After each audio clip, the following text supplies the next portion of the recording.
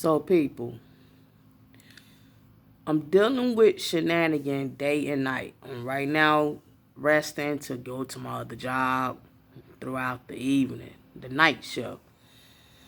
So, I'm making this video to let people know that as a called out one, we are here to teach the kingdom, and we are also here to correct, rebuke, and train people in righteousness. The only way our authority from God will be effective towards others is unless we live in righteousness. We have to live by an example on what we are preaching and teaching to others. Because if we don't show great examples of a godly character, then we are going to shame the name of Christ. And what we preach or teach is not going to be effective to others. The unbelievers, the wicked, the spiritual ignorant, they are not going to listen to us because we have to live by an example. We are not perfect, but that's also not an excuse to try to live in righteous. A lot of set apart ones always use the excuse about I'm not perfect. You have others who think they are called use the excuse I'm not perfect. Saying I'm not perfect is not giving you a leeway or an excuse to live unrighteous. You're not going to purposely live unrighteous and by using the quote, I'm not perfect. That's not giving you the right to be disobedient. That's not giving you the right to do as you please. So with that saying, the last video I did about the gossipers sickens me. I know that I was, using words that I might not have been supposed to have been using. I was highly upset.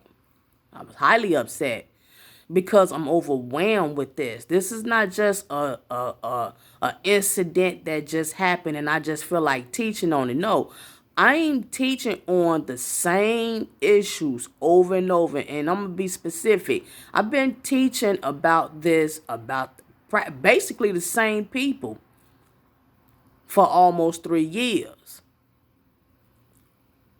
And it's annoying.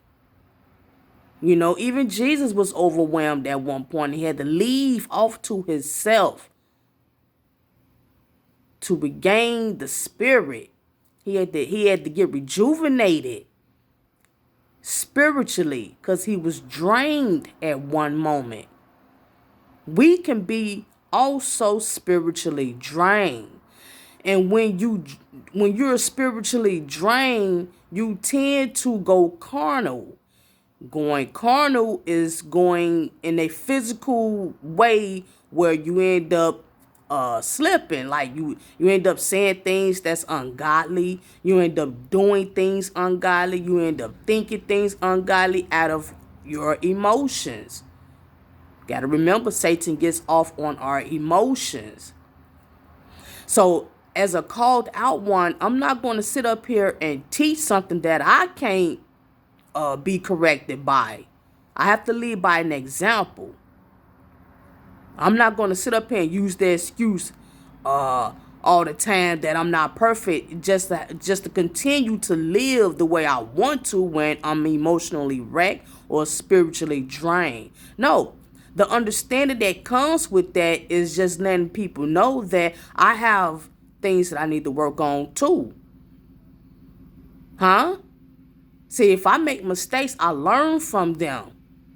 I can admit it as a mature person, physical, and as a growing person, spiritually in the godly character. I can own up to my responsibility. God loves those who loves his discipline. God is not looking for us to be sitting around here making up excuses when we are disciplined. When we are disciplined, we don't like to be disciplined, or we make up excuses on why we shouldn't be disciplined. God is not going for that.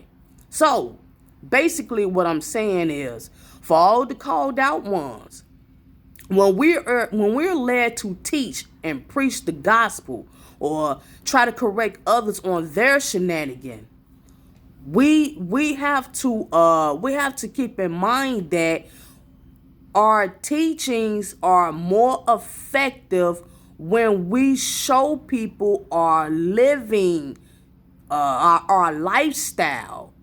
Our lifestyle is what counts. We can't be gossiping either. We can't be living shenanigans neither. Because if we're doing these things and also teaching, we become hypocrites. Others who see our lifestyle as hypocrites, they won't listen to us. And they're going to continue to live shenanigans. I try to tell people who have physical worldly authority the same thing. Your authority as a leader will not be effective if you are shenanigan with your authority. You cannot say, I want this this way. I want you to do this that way. But at the same time, you're not doing your part. Or one moment you're involving yourself with incorruptible acts with others that may be in a lowly position than you. You cannot do that. You cannot, in your authority that's been given to you, you cannot say, well, since I have this authority, I do what I want to do. I could be a hypocrite. I could be carnal minded. I could do whatever I want to do. I could be underhanded with the things I do. You cannot do it. I don't care if it's just one person behind closed doors who know what you're doing. It's going to come to light. Eventually, it's going to come to light. So you have to be careful with what you are teaching, what are you preaching in your authority, worldly or spiritually.